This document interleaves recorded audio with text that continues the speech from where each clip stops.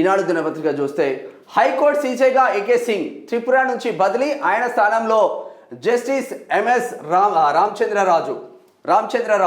మద్రాస్ హైకోర్టుకు తెలంగాణ నుంచి justice T Vinod Kumar, supreme court collegium సిఫార్సు. తెలంగాణ హైకోర్టు ప్రధాన న్యాయమూర్తిగా జస్టిస్ అపరేష్ కుమార్ సింగ్ ఏకే సింగ్ను నియమించాలని సుప్రీంకోర్టు కొలీజియం నిర్ణయించింది. ప్రస్తుతం త్రిపుర హైకోర్టు ప్రధాన న్యాయమూర్తిగా సేవలు అందిస్తున్న ఆయన్ను తెలంగాణకు బదిలీ చేయాలని సుప్రీంకోర్టు ప్రధాన న్యాయమూర్తి జస్టిస్ బిఆర్ గవాయ్ నేతృత్వంలోని కొలీజియం కేంద్ర ప్రభుత్వానికి సిఫార్సు చేసింది. కొలీజియం ఈ నెల 26న నిర్వహించిన తొలి సమావేశంలోనే మొత్తం 34 మంది న్యాయమూర్తులపై నిర్ణయం తీసుకుంది. జస్టిస్ అపరేష్ కుమార్ మాతృ హైకోర్టు జార్ఖండ్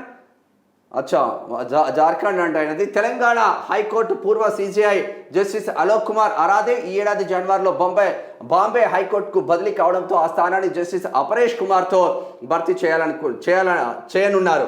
1965 జూలై 7న డాక్టర్ రామ్ గోపాల్ సింగ్, డాక్టర్ శ్రద్ధా సింగ్ దంపతుల కుమారుడు జస్టిస్ అపరేష్ కుమార్. ఆయన కుటుంబంలోని పలువురు న్యాయ వ్యవస్థలో పనిచేసిన వారే. ఆయన తల్లి వైపు ముత్తాత జస్టిస్ బిపి సిన్హా సుప్రీంకోర్టులో 6వ ప్రధాన న్యాయమూర్తిగా, తాత శంభు ప్రసాద్ సింగ్ పాట్నా హైకోర్టు తాత్కాలిక ప్రధాన న్యాయమూర్తిగా, మామలు జస్టిస్ బిశ్వేశ్వర్ ప్రసాద్ సింగ్ 2001-7 మధ్య, జస్టిస్ శివకీర్తి సింగ్ 2013-16 మధ్య సుప్రీంకోర్టు న్యాయమూర్తులుగా సేవలు అందించారు.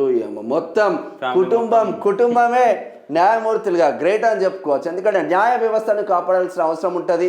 అనేక అక్రమ కేసులు, అనేక ఫోర్స్ కూడా వాళ్ళకు ఉంటుంది. మనం సింపుల్ అనుకుంటాం, ఇటు పొలిటికల్ ఫోర్సు, అటు ఆ పవర్ ఈ పవర్ యూజ్ చేసి అనేక రకాలుగా ఇబ్బందులు పెట్టే ప్రయత్నాలు చేస్తూ ఉంటారు. అయినా అన్ని తట్టుకొని నిలబడి ఇంతమంది ఫ్యామిలీ మెంబర్స్ న్యాయం కోసం, ధర్మం కోసం పనిచేసిందంటే గ్రేట్ జాబ్స్ అని చెప్పుకోవచ్చు.